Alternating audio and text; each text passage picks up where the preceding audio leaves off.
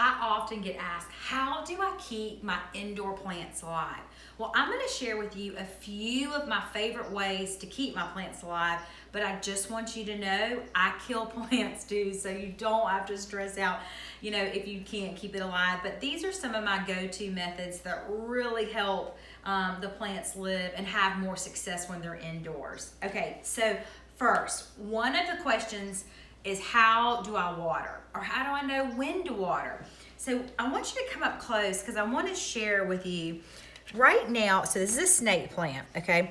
And when you touch it, it feels very wet. So this plant does not need to be watered for at least another 2 to 3 weeks.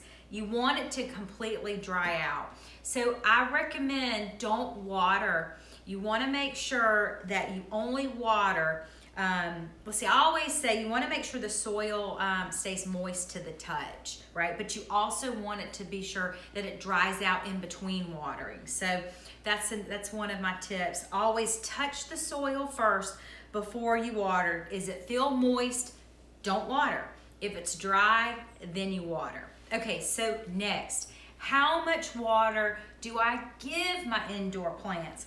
Well, the easiest rule of thumb is to use ice cubes. We use ice cubes in our home to water all of our plants. I actually have some gorgeous indoor rosemary growing right now. And one of the reasons why I feel like it has stayed alive for so long is because I don't overwater it. And oftentimes that's why people kill things, is because they're overwatering. So add a few ice cubes. I like to say at least, probably 4 to 8 cubes, depending on the size of the plant. And you want to make sure that you kind of place it. I haven't actually planted this all the way, but you can see you want it to lay it right there on top of the soil, and then it slowly will release and go into the soil. Now, another way to keep your plants looking really good is what I like to call eggshell tea. So what you want to do is you take some of your leftover eggshells and you want to boil it in water for at least 5 minutes and let it steep. And you can pull it off, leave it in the pot, but I like to leave it overnight. Let it steep all night long, and then you have gorgeous, I don't know if you call it gorgeous, but it's just super healthy. The plants love this, and it really helps the plants grow, and it's just a great tip. But I like to call this eggshell tea. Now, you can also take this and put it in ice cube trays, right? And then that way, if you don't feel like, you have a plethora of eggshell tea, or, you don't have to constantly keep boiling eggshells, that way you have a supply of it. But what you can do is just pour this into an ice cube tray and use those ice cubes to water your plants. So that's another great way. Now, if you need to green up your plants, I always like to use Epsom salt. I only take, let me show you, just a half of a teaspoon to this wet jar, okay? If you're doing a milk jug, you can use a full tablespoon. Don't use too much salt, but this is gonna help green up the plant. But I always put this into warm water, and you wanna make sure that you shake it up. And if you come up close, you'll take a look and you'll see how it's slowly dissolving. If you pour this water directly onto your plant and you have all those salt crystals in there, you're gonna kill your plant. Okay, so what I'm telling you is make sure that you give this plenty of time. If you use the warm water, it helps the Epsom salt dissolve. But this is another great thing to use to water your plants. And you can also put this in an ice cube tray if you wanna use the watering method, the ice cube method to water. You want to, another really great ways to keep your plants hydrated is a spray bottle. And especially ferns, maidenhair ferns, autumn ferns, any sort of fern loves to take the water in from the foliage. So you want to give this a light mist and all over.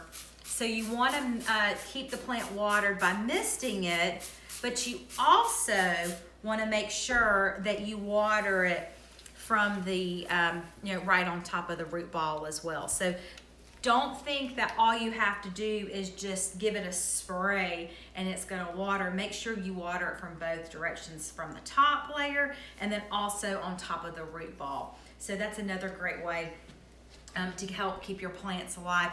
Keep them hydrated, but it's a fine balance, and watering is really like an art form. It's one of those things you have to learn. So don't stress out about it. If you kill the plant, it's okay. You can buy a few more. But I often think that keeping plants alive is a lot like cooking and trying new recipes. Sometimes you're gonna have some recipes that are incredible, they're gonna taste great, and sometimes you're gonna have some that are just gonna stink. So that's how I look at keeping my plants alive and watering. You're just gonna have to, it's trial and error, and you're gonna learn and see what works best for you.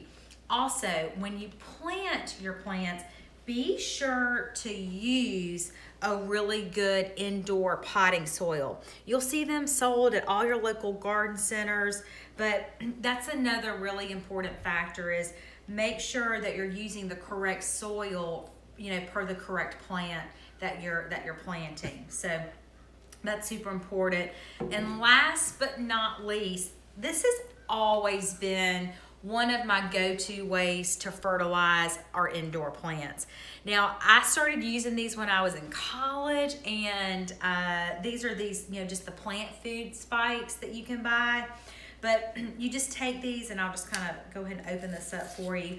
Now, I think you're only supposed to do one, but hey, I say go big or go home. And it's I like to usually put 3 to 4 of these in there. And I'll just go directly into the, and here, if you'll kind of come up close, you can kind of take a look. You just take one of the food spikes, and for those of you who are listening on our podcast, you'll see these are only like 2 inches. They're only 2 inches long, and you just directly shove them into the soil, just like that. And I'll usually do about 2 to 3, sometimes 5, depending on the size of the plant. But this is also a great way to keep the plants going.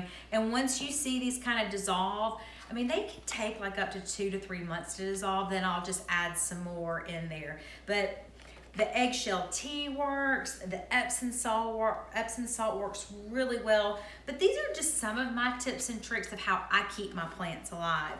I would love to know how some of you keep your plants alive.